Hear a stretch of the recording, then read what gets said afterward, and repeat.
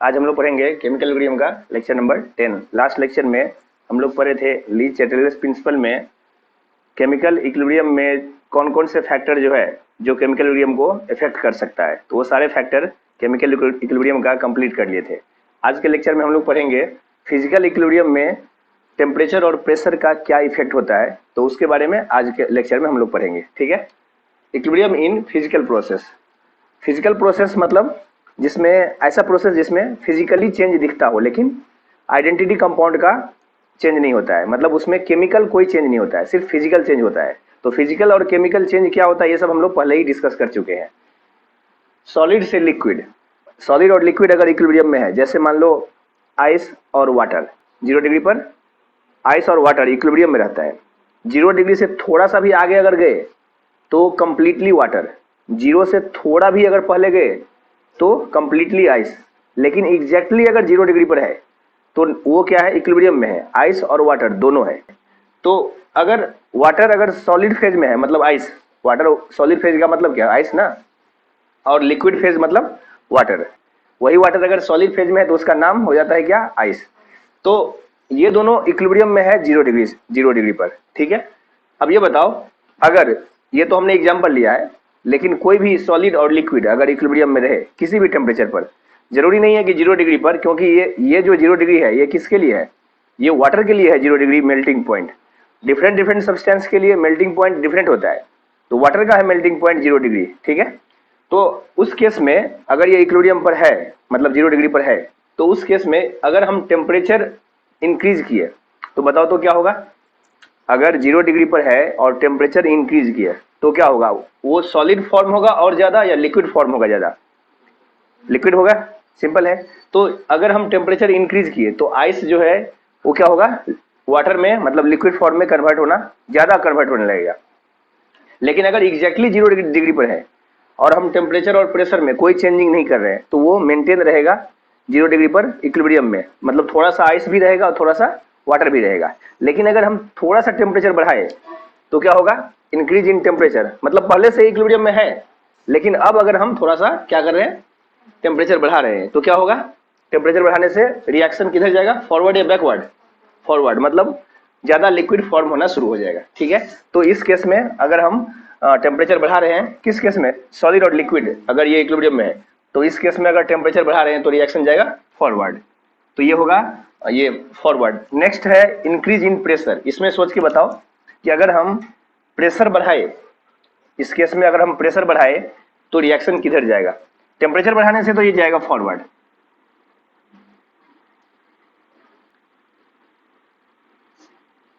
क्या होगा इसमें, अगर हम प्रेशर बढ़ाएंगे तो, प्रेशर अगर बढ़ाएंगे तो सॉलिड और लिक्विड, अब इसमें देखो सॉलिड और लिक्विड, अभी हम वाटर और ये आइस की बात नहीं कर रहे, ये आइस और वाटर की नहीं बात कर रहे, ये इन जनरल सॉलिड और लिक्विड में बताओ वॉल्यूम किसका ज्यादा होता है।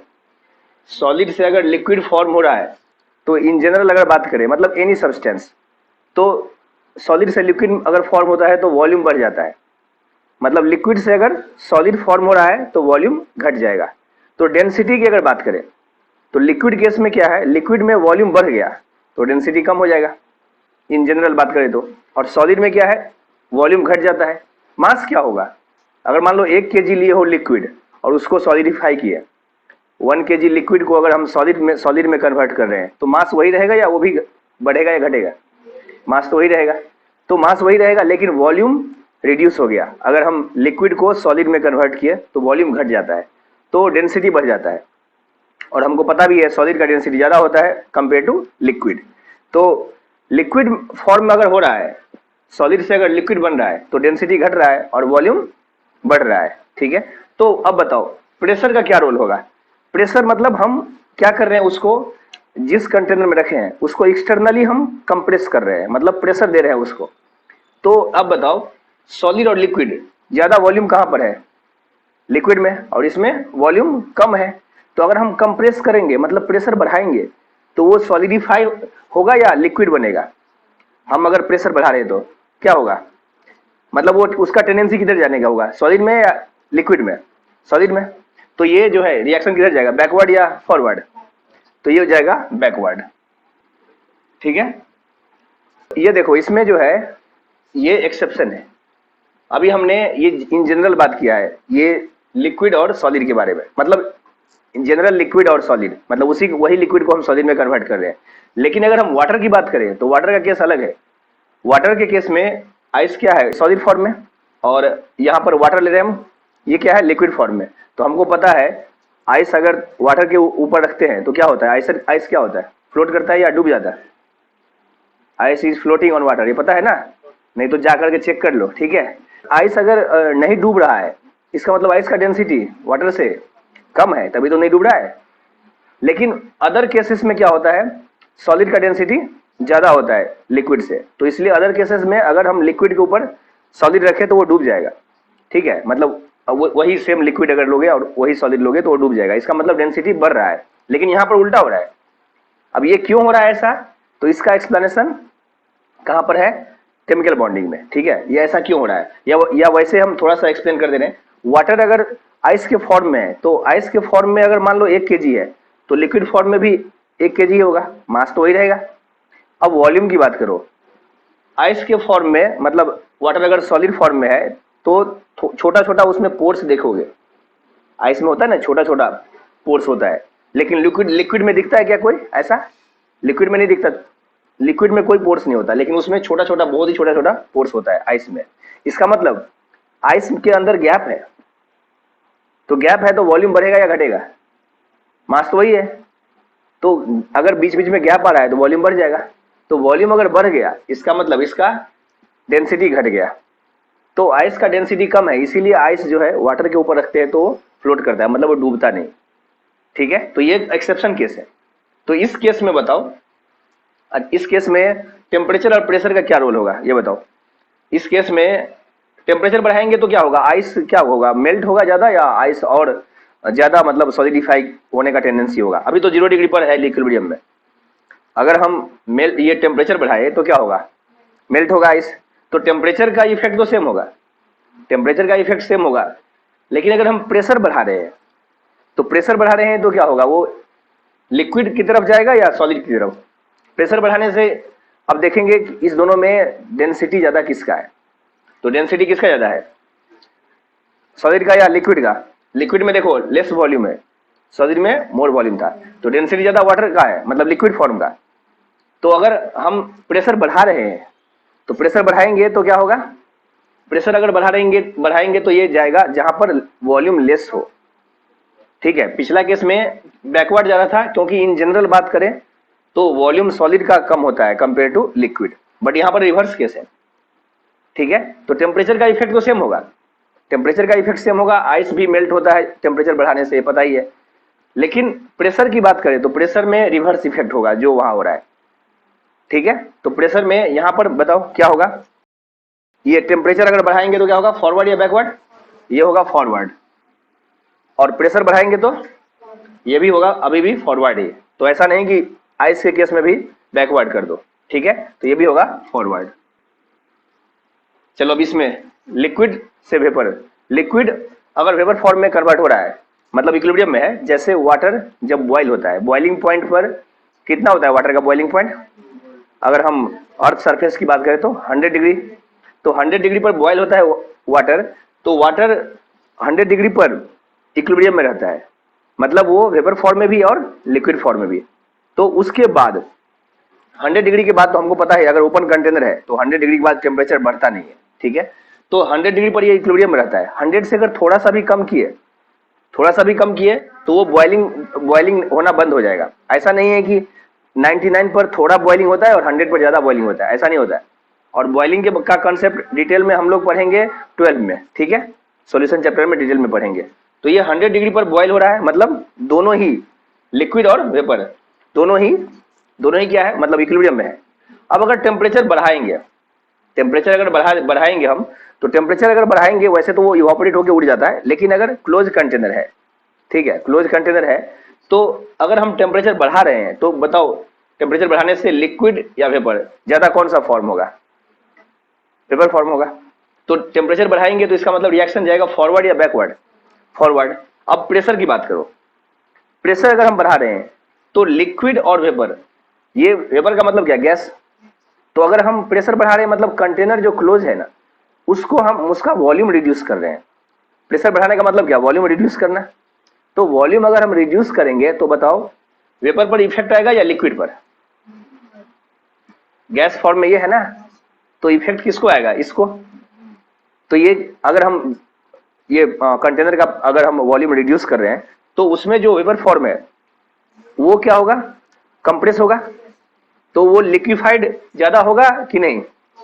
तो इसका मतलब ये वेपर फॉर्म जो है उसको हम कंप्रेस किए तो उसका लिक्विड बनने का टेंडेंसी बढ़ जाएगा। क्लियर है। तो ये क्या होगा, इंक्रीज इन टेम्परेचर, टेम्परेचर बढ़ाएंगे तो ये होगा फॉरवर्ड, और अगर हम प्रेशर बढ़ा दिए तो ये होगा बैकवर्ड। ठीक है। सॉलिड और वेपर इसमें बताओ, यहां पर लिख लो फॉरवर्ड और ये बैकवर्ड। सॉलिड और वेपर में बताओ। इसमें एग्जांपल से ही समझते हैं, ये एक्सेप्शन नहीं है, ये मतलब नॉर्मल जो रूल है वही फॉलो कर रहा है। तो I2 सॉलिड के फेज में और वेपर फॉर्म में इक्विलिब्रियम में है। तो ये इस केस में कोई ना कोई टेम्परेचर तो होगा जब इक्विलिब्रियम में है। यहां पर अगर हम टेम्परेचर बढ़ाए तो क्या होगा, टेम्परेचर बढ़ाने से ज्यादा वेपर फॉर्म होगा या सॉलिड। अभी ये इक्विलिब्रियम में है, अगर हम यहां पर अभी अगर ये क्लोज कंटेनर में है तो अभी अगर टेम्परेचर बढ़ाए तो क्या किधर होगा, रिएक्शन किधर जाएगा, फॉरवर्ड या बैकवर्ड। फॉरवर्ड, मतलब टेम्परेचर बढ़ाने से वेपर फॉर्म ज्यादा होगा, तो इसका मतलब ये इक्विलिब्रियम फॉरवर्ड शिफ्ट करेगा। ठीक है। तो ये क्या होगा, यहां पर लिख लो फॉरवर्ड। और अगर हम प्रेशर बढ़ाए तो क्या होगा, दिमाग लगाओ। ये सॉलिड और वेपर ये दोनों अगर इक्विलिब्रियम में है, ये डायरेक्टली सॉलिड से वेपर फॉर्म में कन्वर्ट हो रहा है। ठीक है, मतलब बीच में लिक्विड नहीं आ रहा है। सब्लिमेशन हम लोग पढ़े थे, याद है। तो ये उसी टाइप का है, मतलब ये इक्विलिब्रियम में है तो सॉलिड से वेपर इक्विलिब्रियम में है। तो अगर हम प्रेशर बढ़ा रहे हैं तो कंप्रेस कर रहे हैं ना, तो कंप्रेस अगर करेंगे तो क्या होगा, ये वेपर फॉर्म होगा ज्यादा या सॉलिड, सॉलिड। तो ये अगर हम प्रेशर बढ़ाएं तो ये बैकवर्ड जाएगा। ठीक है। अब एग्जाम में जरूरी नहीं है कि तुमको इंक्रीज इन प्रेशर ही पूछे, एग्जाम में अपोजिट भी पूछ सकता है। अगर हम डिक्रीज कर दिए प्रेशर को तो किधर जाएगा, अगर अभी क्या है इंक्रीज अगर प्रेशर किए, प्रेशर अगर इंक्रीज कर रहे हैं तो बैकवर्ड जाएगा। ठीक है। लेकिन अगर डिक्रीज कर दिए प्रेशर तो फॉरवर्ड जाएगा। तो एग्जाम में क्वेश्चन रिवर्स भी पूछ सकता है। अगर हम कंप्रेस कर रहे हैं तो क्या होगा, वॉल्यूम रिड्यूस होगा, तो वेपर जो है ये गैस फॉर्म को ज्यादा प्रॉब्लम होगा, लेकिन सॉलिड फॉर्म को प्रॉब्लम नहीं हो रहा है। ठीक है। तो ये कंप्रेस होगा वेपर फॉर्म। तो जब हम कंप्रेस करेंगे मतलब प्रेशर इंक्रीज करेंगे तो ये वेपर सॉलिड फॉर्म में कन्वर्ट होगा ज्यादा। लेकिन अगर हम रिवर्स किए मतलब वॉल्यूम को इंक्रीज कर दिए तो क्या होगा, रिएक्शन फॉरवर्ड जाएगा। ठीक है। तो एग्जाम में कुछ भी पूछ सकता है। तो ये अभी हम एक केस ले रहे हैं इंक्रीज करने का, प्रेशर इंक्रीज करने का। अगर हम डिक्रीज किए तो रिवर्स होगा। ठीक है। नेक्स्ट है solution of a solid in a liquid. मतलब लिक्विड में अगर हम कोई सॉलिड डालें, जैसे सॉल्ट पानी में डिजोल्व हो जाता है या शुगर को पानी में डालते हैं डिजोल्व हो जाता है, तो उसके बारे में अभी देखेंगे। ठीक है। तो उससे पहले देखते हैं कि सोलिबिलिटी क्या है। सोलिबिलिटी को डिफाइन करते हैं। Solubility is the maximum amount of solute that can be dissolve in a given amount of solvent at a particular condition. Particular condition मतलब एक पार्टिकुलर टेम्परेचर, एक पार्टिकुलर प्रेशर। तो ऐसा नहीं है कि हर टेम्परेचर पर और हर प्रेशर पर सॉल्युबिलिटी सेम होगा, मतलब सॉल्युबिलिटी भी वेरी करता है टेम्परेचर अगर डिफरेंट है तो। जैसे ये सॉल्ट को अगर हम पानी में रखें तो क्या हर टेम्परेचर पर क्या उसको डिजोल्व होने का रेट सेम है, क्या डिजोल्व होने का टेंडेंसी सेम नहीं है। गर्म पानी में हॉट वाटर में जल्दी डिजोल्व होता है सॉल्ट।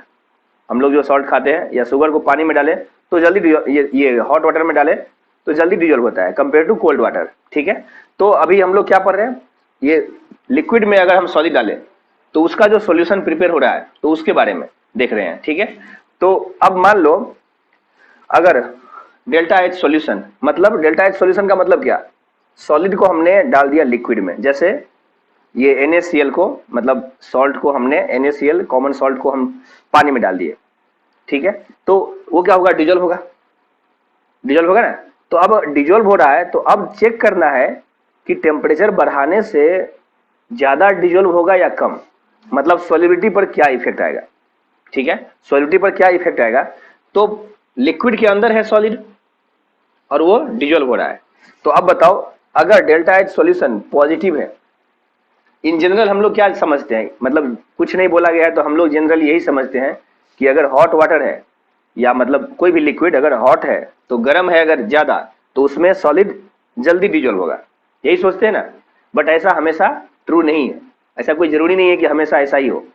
ठीक है, तो ये अभी ये जो है शुगर या ये सॉल्ट, कॉमन सॉल्ट, तो ये इसके बारे में ठीक है।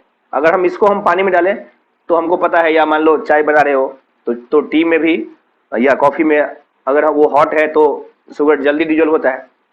तो ये इसका मतलब ये नहीं है कि हर जगह ये ट्रू है। तो अभी जो हम केस ले रहे हैं उसमें क्या है, डेल्टा एच पॉजिटिव। ठीक है, डेल्टा एच सॉल्यूशन क्या है, पॉजिटिव, मतलब इंडोथर्मिक। इंडोथर्मिक मतलब उसको हीट चाहिए, हीट पसंद है उसको, और हम उसको हीट देंगे तो और ज्यादा डिजोल्व होगा। इंडोथर्मिक का मतलब क्या है, उसको हीट चाहिए और हीट अगर हम देंगे तो डिजोल्व ज्यादा होगा। तो अगर डेल्टा एच सॉल्यूशन अगर पॉजिटिव है, उस केस में पॉजिटिव मतलब क्या, उसको डिजोल्व होने के लिए हीट चाहिए, मतलब ज्यादा हीट है, ज्यादा हीट अगर हम ज्यादा हीट दिए मतलब ज्यादा टेम्परेचर अगर रखे तो जल्दी डिजोल्व होगा, जैसे ये salt, common salt in water. तो इफ ये delta H solution is positive मतलब endothermic, in that case solubility क्या होगा, इंक्रीज होगा अगर टेम्परेचर बढ़ाएंगे तो। ठीक है, क्योंकि उसको चाहिए हीट और हम टेम्परेचर बढ़ा रहे हैं तो उसको डिजोल्व होने का टेंडेंसी और बढ़ जाएगा। ठीक है, लेकिन अगर डेल्टा एच सॉल्यूशन मतलब change in enthalpy, change in heat अगर निगेटिव है, इसका मतलब वो एक्सोथर्मिक है, मतलब उसको हीट पसंद नहीं है। ठीक है, हीट पसंद नहीं है। जैसे चूने को पानी में डालो, चूने को पानी में डालो, वो क्या है, उसमें से बबल्स आते हैं, थोड़ा देर के बाद क्या होता है, ये पानी क्या होता है, हॉट हो जाता है। मतलब वो, इसका मतलब है क्या कि वो डिजोल्व होने से ये हीट रिलीज कर रहा है, तो वो एक्सोथर्मिक है, उसको हीट पसंद नहीं है। वो हीट हो जा रहा है, इसका मतलब क्या, हीट कहाँ से आया, डिजोल्व होने से आया ना। पानी में अगर हमने चूना डाला और वो थोड़ा देर में बबल्स आता है, पानी गर्म हो जाता है, इसका मतलब क्या, वो कहाँ से आया, हमने तो दिया नहीं, इसका मतलब वो डिजोल्व होने से आया है। तो ये जो प्रोसेस है डिजोल्व होने का, वो है क्या, एक्सोथर्मिक, मतलब वो हीट रिलीज कर रहा है, डेल्टा एच निगेटिव है। लेकिन हम उसको गर्म करेंगे तो वो और टेंशन में आएगा, वो खुद ही हीट रिलीज कर रहा है। ठीक है, तो उस केस में जितना टेम्परेचर कम है वाटर का, मतलब कोल्ड वाटर अगर है तो जल्दी डिजोल्व होगा, वहां पर उल्टा होगा इफेक्ट। ठीक है, तो उस केस में क्या होगा, सोलिडिटी डिक्रीज होगा अगर टेम्परेचर हम बढ़ाएंगे तो। If temperature increases solidity decreases, तो ये कंडीशन है। ठीक है, तो इसका मतलब ये नहीं कि हमेशा हम ये मान लें कि हॉट वाटर में जल्दी डिजोल्व होगा सॉलिड। ठीक है, वो डिपेंड करता है इस पर। अब ये शुगर और ये सॉलिड और एक्वस, इसका मतलब क्या है, ये तो जनरल केस है, जस्ट लाइक कॉमन सॉल्ट। ठीक है, तो ये जो है ये इक्विलिब्रियम में है। अब ये बताओ, ये जो एग्जाम्पल है ये कौन सा है, ये तो ये वाला है ना। तो ये तुमको एग्जाम में अगर कोई मान लो ऐसा क्वेश्चन आया तो वहां पर डेल्टा एच दिया रहेगा। ठीक है, कि डेल्टा एच दिया रहेगा वो इंडोथर्मिक है या एक्सोथर्मिक है। अब ये जो सॉल्यूशन है, मतलब सॉलिड अगर हम पानी में रखें तो ये जो सॉल्यूशन है उसका प्रेशर से क्या इफेक्ट आएगा, ये देख रहे हैं। ये सब केस में देख लिया प्रेशर का रोल। ठीक है, अब यहां पर देखो, पानी में हम ये शुगर डाल दिए और ये क्या है, देखो ये सॉलिड फॉर्म है, यही शुगर सॉलिड फॉर्म में है, मतलब क्या, जो डिजोल्व अभी नहीं हुआ है, मतलब वाटर में जस्ट हमने डाला, तो डालते ही ऐसा तो नहीं है कि सारे सारे एक ही बार में डिजोल्व हो जाएंगे, तो जो अनडिजोल्व पार्ट है कुछ तो होगा। अनडिजोल्व पार्ट है वो है ये, मतलब अभी भी सॉलिड में है, और जो डिजोल्व हो गया पानी में उसको हम लोग बोलेंगे एक्वस। ठीक है, तो वाटर के अंदर हमने जो ये डाला है तो ये कहाँ जाता है, वाटर के अंदर जो गैप है, ये हमको पता है सॉलिड डालने से, ये मतलब ये शुगर डालने से पानी में उसके वॉल्यूम पर कुछ खास इफेक्ट नहीं आता। इसका मतलब उसके जो गैप है वाटर में, थोड़ा भी होगा ना गैप, तो उस गैप में जा रहा है, तभी तो वॉल्यूम पर ज्यादा इफेक्ट नहीं हो रहा है। तो इसको हम अगर प्रेशर दिए ना, क्लोज कंटेनर में है, इसको अगर हम प्रेशर दिए तो इसके सॉलिडिटी पर कोई इफेक्ट नहीं आता है। ठीक है, there is no effect of pressure on solidity of solid in liquid. तो इस केस में सॉलिडिटी पर कोई इफेक्ट नहीं आता है, मतलब हम अगर लिक्विड में अगर सॉलिड डालें तो कोई ज्यादा इफेक्ट नहीं आएगा। अब यहां पर देखो, सॉलिड और लिक्विड ये अलग केस है, ये लिक्विड के अंदर डिजोल्व नहीं हो रहा है। ये क्या है, जैसे ये आइस है और ये वाटर है, समझ में आया। यहां पर क्या है कि या तो आइस है या वाटर है, वही वाटर आइस में कन्वर्ट हो रहा है, वही आइस वाटर में कन्वर्ट हो रहा है। तो यहाँ पर केस अलग है, यहाँ पर प्रेशर का थोड़ा सा इफेक्ट है। वैसे प्रेशर बहुत ज्यादा इफेक्ट नहीं डालता है, क्योंकि दोनों में से कोई भी गैस नहीं है। अगर गैस है तो प्रेशर का रोल बहुत ज्यादा है, गैस नहीं है तो प्रेशर का रोल बहुत ज्यादा नहीं है, थोड़ा सा इफेक्ट है।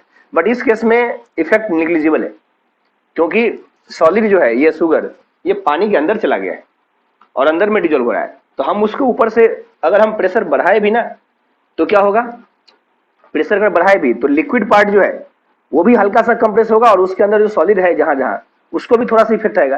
तो सॉलिडिटी पर कोई इफेक्ट नहीं आएगा, समझ में आया। लेकिन यहाँ पर केस अलग है, यहाँ पर देखेंगे कि दोनों में से ज्यादा वॉल्यूम किसका है। तो अगर हम प्रेशर बढ़ा रहे हैं तो वो चाहेगा कि वॉल्यूम को रिड्यूस करे। तो लिक्विड और सॉलिड, मतलब ये अगर एक्सेप्शन केस नहीं ले तो उस केस में क्या है, ये सॉलिड का वॉल्यूम कम होता है कंपेयर टू लिक्विड, इसलिए वो चाहेगा लिक्विड चाहेगा सॉलिड में कन्वर्ट होना और वॉल्यूम रिड्यूस करना। लेकिन यहाँ पर कोई भी सॉलिड फॉर्म नहीं हो रहा है, ठीक है। ये सॉलिड ऑलरेडी, ये सॉलिड जो है ना, सॉलिड जो था वो डिजोल्व हो रहा है, ठीक है। तो यहाँ पर ये जो है ना पानी के अंदर है ना डिजोल्व, समझ में आया। दोनों में थोड़ा डिफरेंस है, तो ये ध्यान रखना है। यहाँ पर प्रेशर का है थोड़ा इफेक्ट, बट यहाँ पर प्रेशर का कोई रोल नहीं है। नेक्स्ट है solution of gas in liquid. अब देखो यहाँ पर गैस आ गया, यहाँ पर टेम्परेचर और प्रेशर दोनों का रोल है। Solution of gas in liquid, अब देखो अगर हम कार्बन डाइऑक्साइड गैस लिए और उसको क्या किए, ये मान लो कोई बॉटल है और उसमें नीचे पानी है और उसके ऊपर गैप में CO2 गैस है। तो थोड़ा सा गैस अगर मान लो ऊपर प्रेशर ज्यादा है तो थोड़ा सा गैस पानी के अंदर भी आएगा। तो ये गैस है अभी ऊपर का पार्ट, मतलब ये अभी पानी के अंदर नहीं आया, और जो गैस थोड़ा सा पानी के अंदर आ गया मतलब डिजोल्व हो गया, वो ये है, दोनों इक्विलिब्रियम में रहेगा। हमने क्या किया, बॉटल क्लोज कर दिया। जैसे कोल्ड ड्रिंक में क्या होता है, थोड़ा सा ऊपर का जो गैप है, थोड़ा सा गैप जो रहता है उसमें क्या है, कार्बन डाइऑक्साइड। कोल्ड ड्रिंक में कार्बन डाइऑक्साइड होता है ना, और प्रेशर बहुत ज्यादा होता है या कम होता है, कोल्ड ड्रिंक जब पैक है तो बहुत ज्यादा है ना, तो प्रेशर बहुत ज्यादा है, तो इसका मतलब उसको बहुत हाई प्रेशर पर पैक किया जाता है। क्यों किया जाता है ऐसा, क्योंकि अगर ऊपर गैप में अगर ये जो CO2 गैस रखे हैं और ऊपर से बहुत हाई प्रेशर पर पैक किए हैं तो कुछ पार्ट अंदर भी आएगा कि नहीं। इसीलिए जब हम ओपन करते हैं तो देखोगे क्या होता है, तो ये जो लिक्विड पार्ट है कोल्ड ड्रिंक का वो इमीडिएटली बाहर आता है, क्योंकि उसके अंदर CO2 गैस भी है। तो एक्चुअली CO2 गैस जब हम ओपन किए तो प्रेशर घट गया, तो जो गैप में था ये CO2 वो भी आता है बाहर, और अंदर का CO2 जो था लिक्विड के अंदर वो भी आता है बाहर, तो वो लिक्विड को भी साथ में लाता है, ठीक है। तो इसका मतलब ज्यादा प्रेशर पर क्या होगा, ज्यादा डिजोल्व होगा गैस अंदर या कम। अगर हमको ये लिक्विड में मतलब कोल्ड ड्रिंक के अंदर ज्यादा CO2 गैस को डिजोल्व करना है तो ऊपर से प्रेशर हाई देना पड़ेगा या कम, हाई प्रेशर। तो हाई प्रेशर पर रखेंगे तभी CO2 गैस अंदर ज्यादा आएगा। तो इसका मतलब इंक्रीज इन प्रेशर अगर इंक्रीज करेंगे तो बताओ CO2 ज्यादा डिजोल्व होगा या CO2 गैस ही फॉर्म में रहेगा, मतलब ऊपर रहेगा, ज्यादा डिजोल्व होगा। तो अगर हम प्रेशर ज्यादा बढ़ाए तो ये किधर जाएगा, फॉरवर्ड या बैकवर्ड, फॉरवर्ड, सिंपल है। लेकिन अगर हम टेम्परेचर बढ़ा दिए तो क्या होगा। अब यहां पर देखो, अब तुम यहां बोलोगे कि यहां पर तो हमने ये एक्सो और इंडो के बारे में तो कुछ बोला ही नहीं। तो ये बताओ कोल्ड ड्रिंक जो है, कोल्ड ड्रिंक वो कोल्ड कंडीशन में है और एक हॉट कंडीशन में है, मतलब वही कोल्ड ड्रिंक को हमने फ्रिज में रख दिया और वही कोल्ड ड्रिंक को नॉर्मल रूम टेम्परेचर पर रखा। तो किस केस में CO2 गैस कोल्ड ड्रिंक मतलब लिक्विड के अंदर ज्यादा डिजोल्व है, या दोनों केस में सेम है? दोनों केस में सेम नहीं है। जब कोल्ड है वो तब CO2 गैस लिक्विड के अंदर ज्यादा डिजोल्व है, ठीक है। इसीलिए पानी जब गर्म होती है, मतलब पानी जब गर्म होते हैं तो उस केस में वाटर के अंदर जो एक्वेटिक स्पेसीज है नदी में, तो वो ज्यादा कंफर्टेबल नहीं फील करता, ठीक है। जो भी एक्वेटिक स्पेसीज है मछली वगैरह, वो कोल्ड वाटर में ज्यादा कंफर्टेबल है कंपेयर टू हॉट वाटर। इसलिए नहीं कि उसको हॉट वाटर में गर्मी लग रही है, इसलिए नहीं, ये रीजन नहीं है। मतलब बहुत ज्यादा हॉट भी नहीं है, बहुत ज्यादा हॉट रहा तो थोड़ा सा उसका भी इफेक्ट होगा, लेकिन कोल्ड में भी तो उसको कोल्ड में ये कोल्ड जब कंडीशन तभी तो उसको प्रॉब्लम होना चाहिए, लेकिन कोल्ड कंडीशन में उसको प्रॉब्लम नहीं हो रहा है। क्यों? क्योंकि मछली को जो है, ये जो भी एक्वेटिक स्पेसीज है उसको सांस भी तो लेना है और वो बाहर तो नहीं है, पानी के अंदर है। तो पानी के अंदर सांस लेने के लिए उसको ऑक्सीजन चाहिए, और हमको पता है वाटर के अंदर थोड़ा सा ऑक्सीजन गैस डिजोल्व है। क्यों डिजोल्व है? क्योंकि वाटर के ऊपर एयर है ना। तो जैसे कोल्ड ड्रिंक बोतल में जो भी पार्ट है, ये मतलब लिक्विड पार्ट, उसके ऊपर का जो गैप है उसमें हम CO2 गैस को फिल करके कंप्रेस कर देते हैं, तो CO2 गैस थोड़ा अंदर आता है। जितना ज्यादा हम कंप्रेस किए, जितना ज्यादा कंप्रेस किए उतना ज्यादा अंदर आएगा। लेकिन एक बात ध्यान दो, जब हम कोल्ड ड्रिंक पीते हैं उस टाइम, उस समय मतलब स्टार्टिंग में टेस्ट अच्छा रहता है। बाद में क्या करो, आधा कोल्ड ड्रिंक पी लो और फिर पैक करके और फिर फ्रिज में रख दो, अगले दिन पियो, वैसा टेस्ट नहीं आता, क्योंकि CO2 गैस सारे निकल जाते हैं। ठीक है, तो CO2 गैस का भी थोड़ा सा टेस्ट पर है इफेक्ट। तो अब ये बताओ, अगर हम प्रेशर अगर हम ज्यादा नहीं दिया, थोड़ा सा CO2 रखे, ठीक है, CO2 थोड़ा सा ही रखे हैं, मतलब ज्यादा CO2 नहीं रखे हैं, तो प्रेशर कम रखेंगे तो CO2 गैस ज्यादा आएगा लिक्विड में या कम आएगा? अगर हम कोल्ड ड्रिंक में थोड़ा सा ही CO2 लिए, मतलब प्रेशर हम ज्यादा नहीं ले रहे, हल्का सा प्रेशर ले रहे हैं, तो अंदर ज्यादा आएगा या कम आएगा? कम आएगा। तो वैसा ही है, ये एटमॉस्फेयर में जो एयर है, एयर का प्रेशर है, उसकी वजह से कुछ एयर चला गया है पानी में। जैसे कोल्ड ड्रिंक के ऊपर CO2 गैस का प्रेशर की वजह से, प्रेशर हम लोग लगा रहे हैं इसीलिए CO2 गैस थोड़ा सा चला गया है कोल्ड ड्रिंक में, वैसे ही एयर चला गया है थोड़ा सा किसमें? पानी में। तो पानी में एयर गया है तो ऑक्सीजन और नाइट्रोजन दोनों गया है ना, एयर में तो नाइट्रोजन भी है और ऑक्सीजन भी है ना, तो दोनों ही गया है अंदर। तो अंदर इसका मतलब ऑक्सीजन तो है। अब अगर अंदर ऑक्सीजन है तो वही ऑक्सीजन उस एक्वेटिक स्पेसीज के लिए, मछलियों के लिए, जो भी है एक्वेटिक स्पेसीज उसमें पानी में, उसके लिए उतना सफिशियंट है, उतना में वो सांस ले सकती है। हम लोग नहीं ले सकते। तो हम लोग क्यों नहीं ले सकते, ये सब के बारे में तुमको पता ही है, बायोलॉजिकल इफेक्ट। और वो इतना ज्यादा ऑक्सीजन होता भी नहीं अंदर, और हम लोग नहीं ले सकते। लेकिन एक्वेटिक स्पेसीज जो है उसके लिए, मतलब उसको जितना ऑक्सीजन चाहिए, और उसका ऐसा है मतलब वो उसका जो सांस लेने का तरीका है वो उसके हिसाब से वो फिट है, परफेक्ट है। तो एक्वेटिक स्पेसीज जो है ना, पानी के अंदर उतना ऑक्सीजन है जितना वो उसको काम चल जाता है, उसको वो सांस ले सकती है। लेकिन जब टेम्परेचर हाई है, समर का महीना है, जब पानी गर्म है, हॉट वाटर है, तो क्या होता है, हॉट वाटर में जो ऑक्सीजन गैस, मतलब एयर जो है, जो डिजोल्व है पानी में, वो क्या होता है, वो थोड़ा बाहर आ जाता है। ठीक है, मतलब इसका मतलब है कि डिजोल्व जो हो रहा है हाई टेम्परेचर पर ज्यादा हो रहा है या लो टेम्परेचर पर? अगर गर्म है पानी तो जो डिजोल्व है ऑक्सीजन वो अंदर में ज्यादा नहीं रहता, वो बाहर आ जाता है। इसका मतलब क्या, हॉट कंडीशन में ज्यादा डिजोल्व है या कम? कम डिजोल्व है। तो इसका मतलब कोल्ड कंडीशन में गैस ज्यादा डिजोल्व। तो जब कोल्ड कंडीशन है तो ऑक्सीजन ज्यादा होगा पानी के अंदर, तो जो भी एक्वेटिक स्पेसीज है, मछली या जो भी, वो कंफर्टेबल फील करेगी कि नहीं, उसको सांस लेने में प्रॉब्लम नहीं होगा। लेकिन जब हॉट कंडीशन है, टेम्परेचर ज्यादा है, तो उसको प्रॉब्लम होगा। ठीक है, उसको प्रॉब्लम होगा सांस लेने में, इसीलिए वो अनकंफर्टेबल फील करते। तो कभी नदी किनारे जाओगे, मतलब समर में, जहां पर टेम्परेचर ज्यादा है, तो जहां पर भी मछली वगैरह है, तो तुमको दिखेगा मछली जंप करते हुए। ठीक है, मछली सब दिखेगा तुमको जंप करते हुए। तो जंप क्यों करते हैं? क्योंकि उसको सांस लेने में प्रॉब्लम होता है। सांस लेने में अगर प्रॉब्लम हो रहा है तो वो जंप जब कर रहे हैं तो क्या होगा, जंप करने से, अब एयर में एक बार जंप कर गए तो एयर में तो अनलिमिटेड ऑक्सीजन है, तो मतलब उसको जितना चाहिए उससे तो बहुत ज्यादा है, तो एक बार जंप कर गए तो थोड़ा सा उसको कंफर्टेबल फील करते। इसलिए समर के महीना में, मतलब टेम्परेचर ज्यादा है तो पानी का, तो वो जंप करते इधर से उधर। ठीक है, लेकिन अगर कोल्ड कंडीशन है तो वो जंप करने की जरूरत नहीं है, उसको प्रॉब्लम नहीं होता, तो वो अंदर ही रहते। ठीक है, चलो अब बताओ, प्रेशर इंक्रीज करेंगे तो क्या होगा, रिएक्शन फॉरवर्ड जाएगा।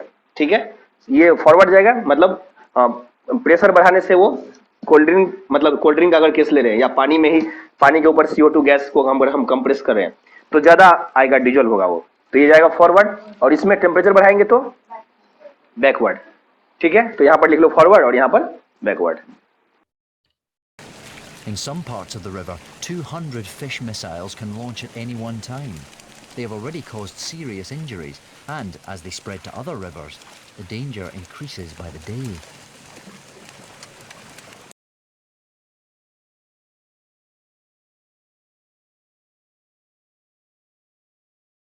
अब हम आते हैं लास्ट लेक्चर के होमवर्क पर। होमवर्क नंबर 13 में SO2 और O2 रिएक्ट करके SO3 बना रहा है प्रोडक्ट।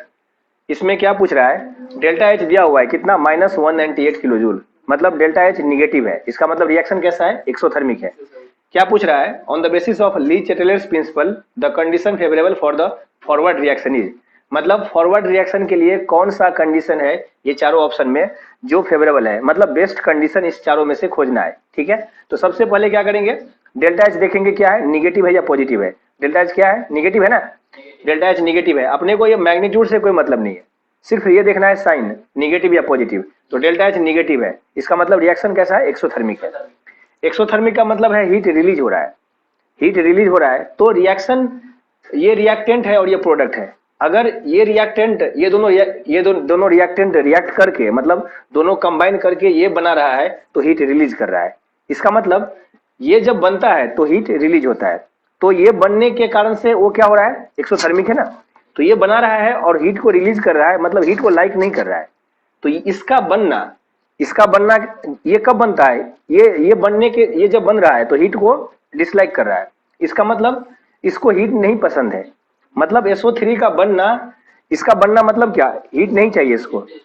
ठीक है, हीट अगर नहीं चाहिए तो इसको लो टेम्परेचर लेंगे या हाई टेम्परेचर, लो टेम्परेचर, क्योंकि हीट चाहिए ही नहीं इसको। वो कैसे पता चला हीट नहीं चाहिए, क्योंकि डेल्टा एच माइनस में है। ठीक है, नेगेटिव है, इसका मतलब एक्सोथर्मिक है, वो हीट रिलीज कर रहा है, तो उसको हम हीट देंगे तो वो और अपोजिट इफेक्ट करेगा। ठीक है, अपोजिट इफेक्ट मतलब हीट अगर देंगे तो वो रिवर्स डायरेक्शन में जाएगा। लेकिन क्वेश्चन क्या पूछ रहा है, क्वेश्चन पूछ रहा है फॉरवर्ड, तो आगे जाना चाहिए। ठीक है, क्वेश्चन पूछ रहा है कि रिएक्शन आगे जाना चाहिए, तो इसका मतलब हीट हम इसको नहीं देंगे, मतलब टेम्परेचर कम रखेंगे। ठीक है, यही क्वेश्चन अगर बैकवर्ड पूछता तब हम टेम्परेचर ज्यादा रखते हैं, क्योंकि बैकवर्ड के लिए डेल्टा एच क्या हो जाएगा, ये फॉरवर्ड के लिए निगेटिव है तो बैकवर्ड के लिए पॉजिटिव होगा। यहां पर कुछ लिखा हुआ नहीं है कि ये फॉरवर्ड है या बैकवर्ड है, तो हम क्या मानेंगे, ये लिखा हुआ, इसका मतलब ये फॉरवर्ड के लिए लिखा हुआ है, ऐसा लिखा हुआ है, मतलब ये रिएक्टेंट से ये प्रोडक्ट बन रहा है उसके लिए ये लिखा हुआ है डेल्टा एच निगेटिव। ठीक है, अगर इसको हम ये रिवर्स वे में अगर सोचे तो ये डेल्टा एच पॉजिटिव होता है। ठीक है, पॉजिटिव 198 किलो जूल, लेकिन अभी अपने को पूछ रहा है इस रिएक्शन के लिए, इसका रिवर्स के लिए नहीं। ठीक है, इस रिएक्शन के लिए पूछ रहा है फॉरवर्ड के लिए फेवरेबल कंडीशन बताओ। तो फॉरवर्ड मतलब SO3 का बनना, तो SO3 बनेगा लो टेम्परेचर पर, तो टेम्परेचर तो पता चल गया। ठीक है, टेम्परेचर क्या रखना है, लो। तो इसमें कौन से ऑप्शन है, ए में है लोअरिंग द टेम्परेचर, और सी में भी है लोअरिंग ड टेम्परेचर, डी में एनी वैल्यू ऑफ टेम्परेचर, तो डी कैंसिल हो गया और बी भी कैंसिल हो गया। अब सिर्फ सोचना है ए और सी में, तो ये टेम्परेचर का तो पता चल गया, अब सिर्फ प्रेशर के बारे में पता करना है। ठीक है, तो ये दोनों में, इसमें क्या है, टेम्परेचर और ये प्रेशर दोनों ही डिक्रीज होगा। इस केस में क्या है, इंक्रीज प्रेशर, तो ये अब इसका मतलब इस दोनों में, इसमें क्या है डिक्रीज प्रेशर और इसमें है इंक्रीज प्रेशर। तो अब अपने को ये सोचना है कि प्रेशर का क्या होगा। ठीक है, तो इसमें डेल्टा एन जी क्या है, डेल्टा एन जी है निगेटिव, कितना आएगा डेल्टा एन जी, ये है 2 प्रोडक्ट और इधर है 3 टोटल, गैस लेंगे ना सारे, रिएक्टेंट में टोटल 3 मोल है गैस और प्रोडक्ट में 2, तो 2 - 3 मतलब -1 आएगा। तो -1 आए चाहे -2 आए चाहे -3 आए, कुछ भी आए, निगेटिव से मत, निगेटिव आया ना, तो निगेटिव से अपने को मतलब है कि निगेटिव आ रहा है या पॉजिटिव, बस उतना देखना है, मैग्नीट्यूड से मतलब नहीं है। ठीक है, तो यहाँ पर कितना आ रहा है, डेल्टा एन जी निगेटिव आ रहा है, तो डेल्टा एन जी अगर निगेटिव आ रहा है तो इसका मतलब क्या होगा, ये जो है ये रिएक्शन, अब प्रेशर इसमें कम रखेंगे या ज्यादा रखेंगे ये सोचना है। तो उसके लिए ट्रिक हम लोग डिस्कस किए थे, उसमें वो जो ट्रिक था वो, ये इनर्ट गैस अगर हम ऐड कर रहे थे तो उसमें अप्लाई नहीं हो रहा था, लेकिन यहाँ पर इनर्ट गैस का केस ही नहीं है, तो जो ट्रिक था उससे ये आंसर आ जाएगा। एक ऑप्शन है कि केसी लिखें, केसी में वॉल्यूम टर्म होगा, और ये उससे हम प्रेशर के बारे में सोच सकते हैं, क्योंकि वॉल्यूम अगर हम रिड्यूस करेंगे तो इसका मतलब है प्रेशर बढ़ेगा। तो एक तो ऑप्शन है कि केसी से चले।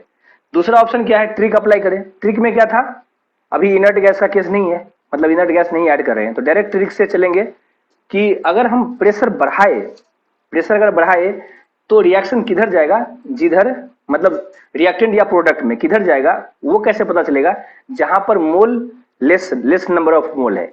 तो लेस नंबर ऑफ मोल किधर है, प्रोडक्ट में या रिएक्टेंट में, रिएक्टेंट में कितना है 3 और प्रोडक्ट में 2, इसका मतलब अगर हम प्रेशर बढ़ाएंगे तो ये फॉरवर्ड जाएगा।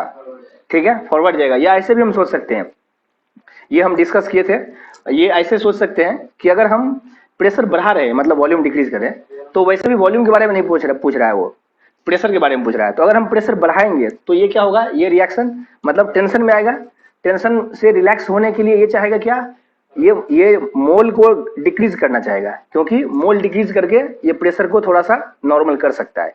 और ये टेम्परेचर कुछ नहीं हो रहा है, मतलब टेम्परेचर जो है ना, ये केसी जो है टेम्परेचर पर डिपेंड करता है ना, तो टेम्परेचर पर डिपेंड कर रहा है। तो अभी हम टेम्परेचर, ये जब प्रेशर का केस सोच रहे हैं तो हम उस टाइम मान के चल रहे हैं कि टेम्परेचर कांस्टेंट है, ठीक है। बाद में फिर टेम्परेचर का केस लेंगे।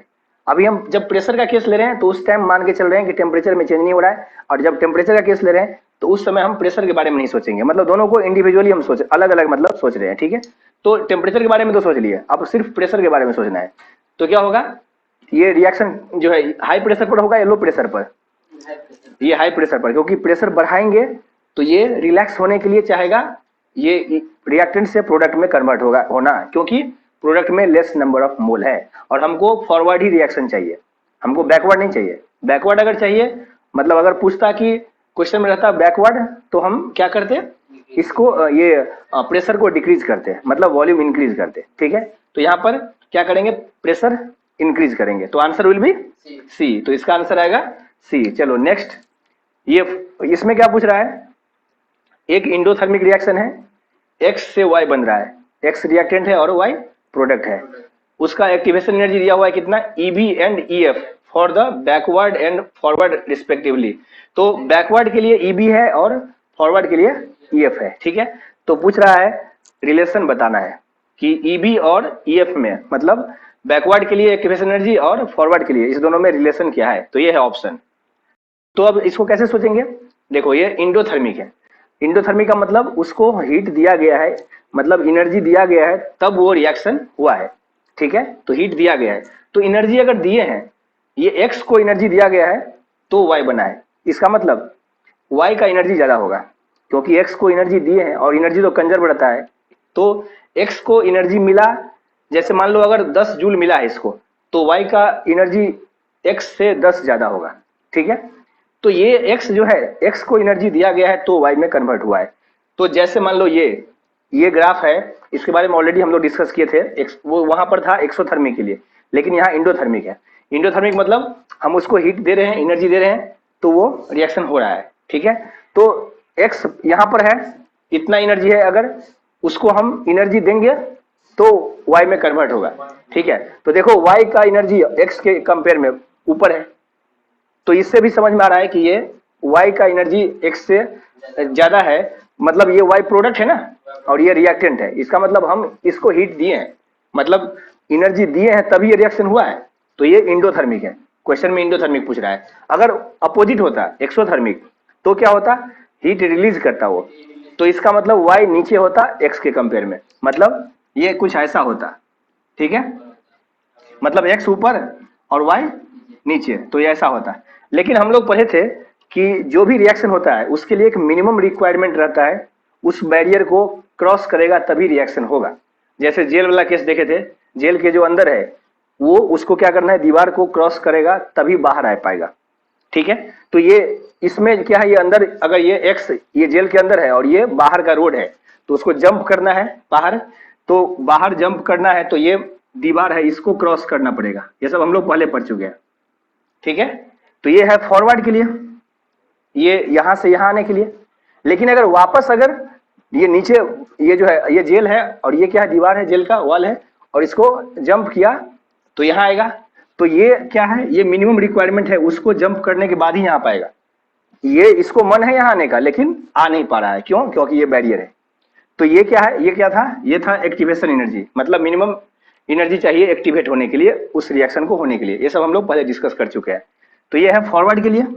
लेकिन अगर ये जंप करके बाहर आ गया, अब वापस आना चाह रहा है, तो वापस अगर आएगा तो ये इसको इतना यहां से लेकर के यहां तक इतना इसको उस ये जो है यहां से वापस आएगा, तो इसके लिए अब इतना दीवार है, दीवार का लेंथ बढ़ गया, मतलब इसका हाइट बढ़ गया, इसको अगर वापस आना है यहाँ तो वापस के लिए ये होगा एक्टिवेशन एनर्जी, ये बैकवर्ड के लिए। और फॉरवर्ड के लिए अगर इसको यहाँ से यहाँ जाना है तो इतना ही है ये दीवार का हाइट, तो ये होगा फॉरवर्ड के लिए। तो ये किसके लिए है, ये है एक्सोथर्मिक के लिए, लेकिन क्वेश्चन में पूछ रहा है इंडोथर्मिक। ठीक है, तो ये है एक्सोथर्मिक के लिए। ये यहाँ था पहले पहले ये एक्स का एनर्जी यहाँ था, अभी वाई का एनर्जी कम हो गया, तो कितना रिलीज किया, ये यहाँ से लेकर के यहाँ तक, ठीक है, इतना एनर्जी इसने रिलीज किया है। ठीक है, अगर एक्सोथर्मिक होता तो मतलब अभी यहाँ है ना और पहले यहाँ था, तो इतना लेंथ रिलीज किया है, तो इसको क्या बोलेंगे हम, ये जो है डेल्टा एच। तो डेल्टा एच इस केस में निगेटिव आएगा। ठीक है, लेकिन यहाँ पर सिचुएशन अलग है। यहाँ क्या है, यहाँ पर इंडोथर्मिक है, हीट दिए हैं, तो ये मिनिमम इतना है बैरियर, इसको क्रॉस करके यहाँ पर बन सकता है। तो इस केस में भी ये लेंथ होगा डेल्टा एच। डेल्टा एच यहाँ पर पॉजिटिव होगा, यहाँ पर निगेटिव होगा, क्योंकि यहाँ रिलीज हो रहा है।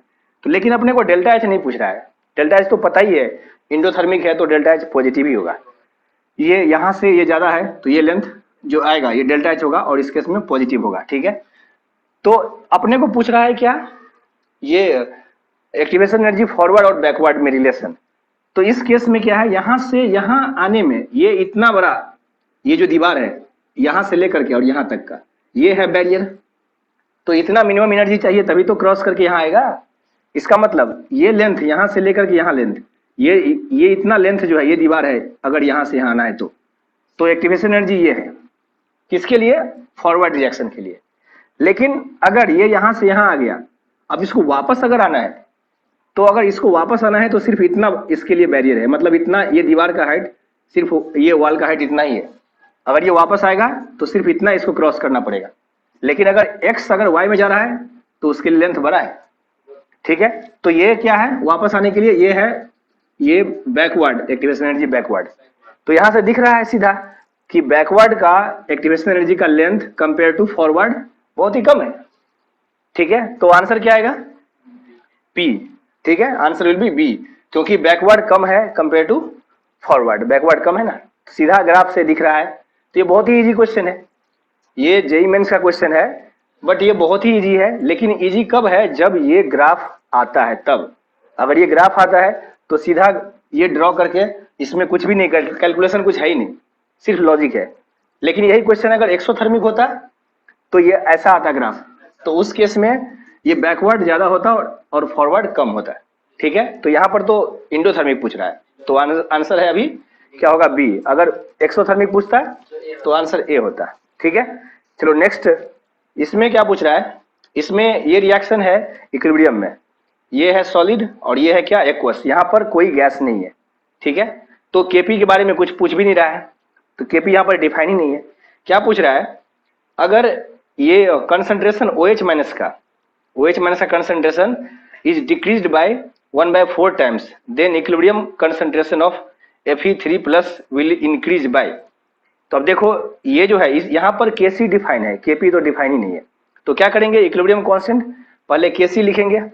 ठीक है, और टेम्परेचर के बारे में कुछ नहीं बोल रहा है, मतलब टेम्परेचर कांस्टेंट है, तो टेम्परेचर कांस्टेंट है तो इक्विलिब्रियम कांस्टेंट भी कांस्टेंट ही होगा, क्योंकि वो टेम्परेचर पर डिपेंड करता है।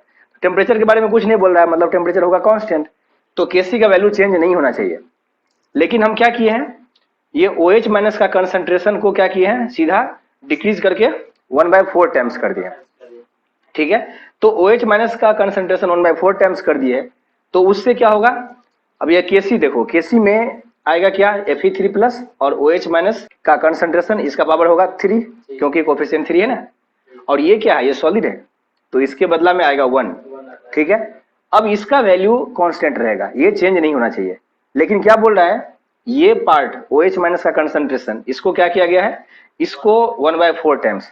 ठीक है, तो अगर ये हो गया 1/4 टाइम्स, ये अगर 1/4 टाइम्स हो गया, तो ये पावर में 3 भी है ना, और ओवरऑल वैल्यू जो है इसका, ये Kc का वैल्यू ओवरऑल चेंज नहीं होना चाहिए।